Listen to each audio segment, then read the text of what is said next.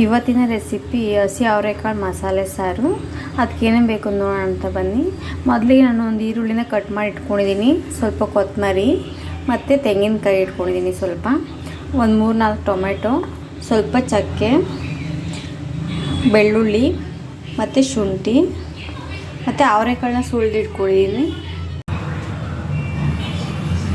ನೋಡಿ, ಸ್ಟವ್ ಮೇಲೆ ಒಂದು ಕುಕ್ಕರ್ ಇಟ್ಕೊಂಡಿದ್ದೀನಿ. ಇವತ್ತು ನಾನು ಕುಕ್ಕರಲ್ಲಿ ಮಾಡ್ತಾಯಿದ್ದೀನಿ.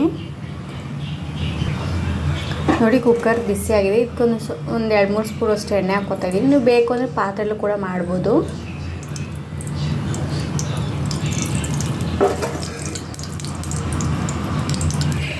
ನೋಡಿ, ಎಣ್ಣೆ ಕಾಯಿದೆ. ಇವಾಗ ನಾನು ಕಟ್ ಮಾಡಿಕೊಂಡು ಈರುಳ್ಳಿ ಹಾಕ್ತಾಯಿದ್ದೀನಿ. ಈರುಳ್ಳಿ ಸ್ವಲ್ಪ ಫ್ರೈ ಆಗಬೇಕು. ನೋಡಿ, ಇವಾಗ ಈರುಳ್ಳಿ ಫ್ರೈ ಆಗಿದೆ. ಇದಕ್ಕೆ ನಾನು ತೊಳೆದು ಇಟ್ಕೊಂಡಿರೋ ಅವರೆಕಾಳು ಹಾಕ್ತಾಯಿದ್ದೀನಿ, ಹಸಿ ಅವರೆಕಾಳು.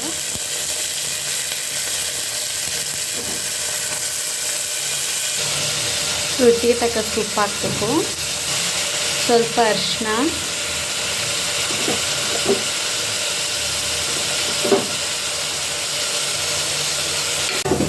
ನೋಡಿ ಅಷ್ಟರಲ್ಲಿ ಇದು ಉಪ್ಪು ಹಾಕಿದ್ಮೇಲೆ ಸ್ವಲ್ಪ ಒಗ್ಗರಣೆ ಬೇಯಿಸ್ಕೊಳ್ಳೋಣ. ಅಷ್ಟರಲ್ಲಿ ನಾವು ಮಸಾಲೆ ರೆಡಿ ಮಾಡ್ಕೊಳ್ಳೋಣ. ನೋಡಿ, ಮಸಾಲೆಗೆ ನಾನು ಇಲ್ಲಿ ತೆಂಗಿನಕಾಯಿ ಹಾಕೋತಾ ಇದ್ದೀನಿ.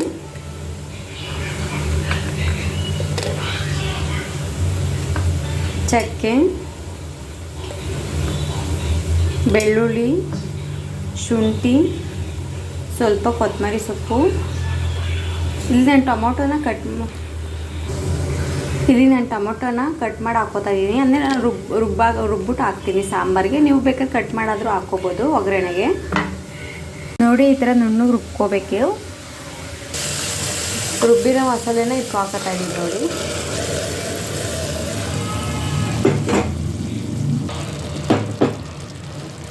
ಮಸಾಲೆ ಹಾಕಿದ್ಮೇಲೆ ಇದಕ್ಕೆ ಒಂದು 2 ಸ್ಪೂನಷ್ಟು ಸಾಂಬಾರು ಪುಡಿ ಹಾಕ್ತಾ ಇದ್ದೀನಿ ನಾನು.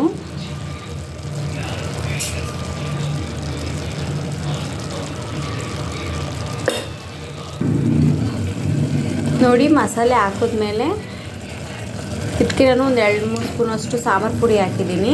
ನೀವು ಒಂದು 2 ನಿಮಿಷ ಹೀಗೆ ಬೇಯಿಸಬೇಕು. ಇದ್ರ ಜೊತೆಗೆ ನೀವು ಆಲೂಗೆಡ್ಡೆ ಮತ್ತು ಬದನೆಕಾಯಿನೂ ಕೂಡ ಹಾಕ್ಕೋಬೋದು, ಚೆನ್ನಾಗಾಗುತ್ತೆ ಸಾಂಬಾರು. ಸ್ವಲ್ಪ ಮಸಾಲೆ ಬೆಂದಮೇಲೆ ಇದಕ್ಕೆ ನಾನು ಸಾಂಬಾರಿಗೆ ಎಷ್ಟು ಬೇಕೋ ಅಷ್ಟು ನೀರು ಹಾಕ್ಕೋತೀನಿ. ನೋಡಿ, ಲಿಡ್ ಕ್ಲೋಸ್ ಮಾಡಿ 2 ವಿಸಿಲ್ ಬರೆಸಿದ್ರೆ ರೆಡಿಯಾಗುತ್ತೆ ಸಾಂಬಾರು. ನೋಡಿ, ಅವರೆಕಾಳು ಮಸಾಲೆ ಸಾರು ರೆಡಿಯಾಗಿದೆ. ಇದು ಮುದ್ದೆಗೆ ತುಂಬ ಚೆನ್ನಾಗಿರುತ್ತೆ, ಇಲ್ಲ ಚಪಾತಿಗೂ ಚೆನ್ನಾಗಿರುತ್ತೆ. ನೀವು ಒಂದ್ಸರಿ ಟ್ರೈ ಮಾಡಿ ನೋಡಿ, ತುಂಬಾ ಚೆನ್ನಾಗಿ ಬಂದಿದೆ.